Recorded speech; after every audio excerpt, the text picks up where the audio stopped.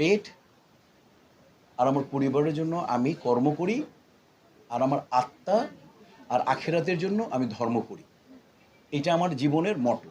এর বাইরে আমার যেটা ভাল লাগে সময় যদি থাকে তাহলে আমি, আপনারা জানেন আমি প্লেয়ার হওয়ার কথা ছিল, ফুটবল দেখি এবং যে কোনো গল্প উপন্যাস দেখতে পড়তে ভাল লাগে।